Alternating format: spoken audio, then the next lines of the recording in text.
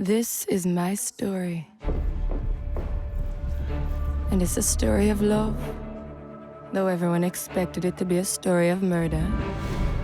No one ever expects any kind of story from a woman like me. Double murder is a hanging offence, Miss Langton. You have to try to remember. You have to think. We have to fight this. Frannie is a young Jamaican woman who is brought to London in the early 19th century.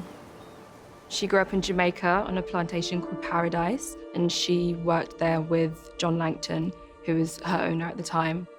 So, you are Frances.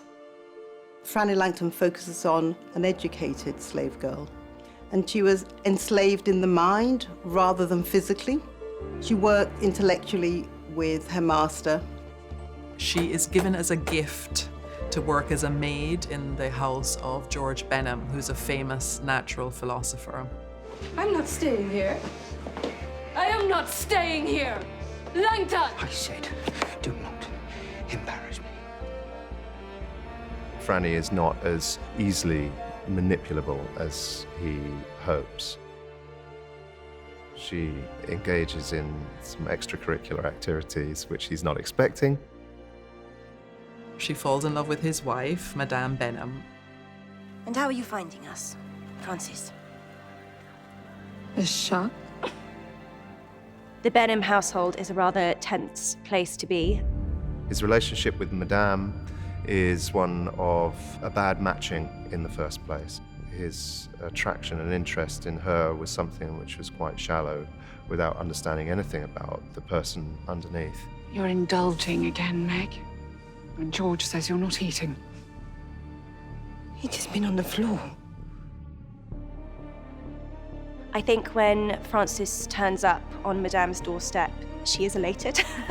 I think even though on paper they seem very different, there are so many similarities. They both feel trapped, they both want more, they're both very cerebral, so even though it's clearly a lustful relationship, it's a meeting of minds that is even more of a turn on, I think, for both of them, to find someone that intellectually challenges them. It's a breath of fresh air that Madame desperately needs.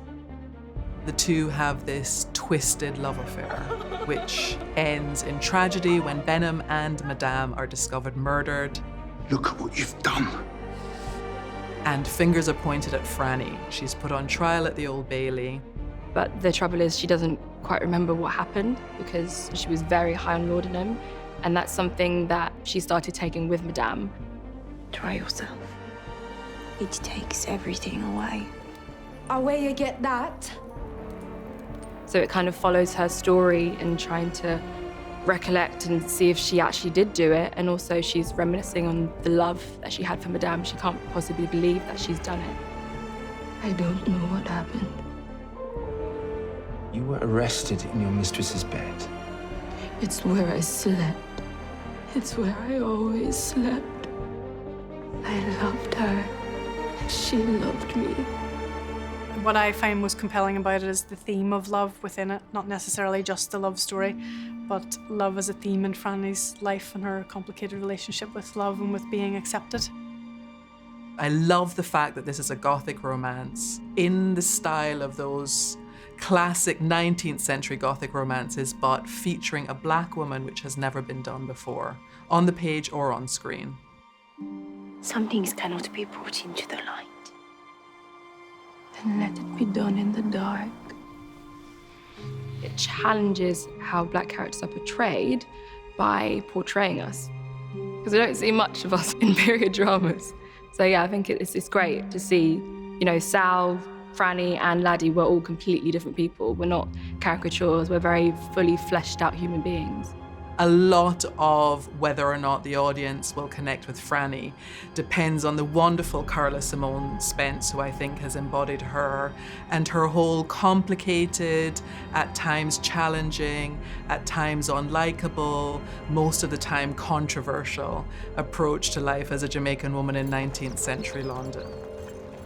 It's just so overdue. It's something that should have been on our screens long ago, but we needed Sarah to write it and tell this story in a new, fresh way. I mean, Frannie says in episode 1, this is my story and it's a story of love. It's not a story of murder.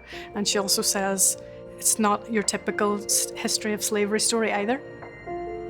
I think what's powerful about the story is that it manages to combine incredibly compelling characters that you want to spend time with in a setting that's intriguing and absorbing, but it also manages to do that brilliant thing of resonating and having an incredibly powerful and important topic at the heart of it too. And I think if you can combine those two things, I'm not sure what else you could ask for. It's a real eye-opener to see how a lot of things parallel with society nowadays. Self-discovery and sexuality and social identity.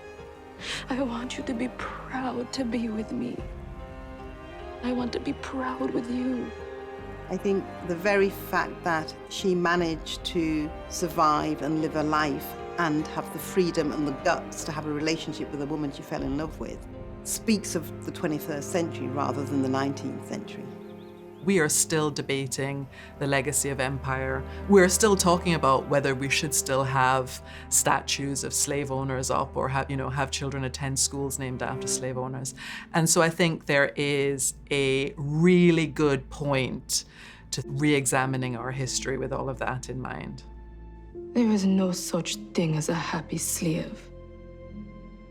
It's very gripping because the audience don't know what has happened and what is going to happen. You're like on the edge of your seat, just kind of waiting to see what's going to happen next. And I think everyone enjoys that.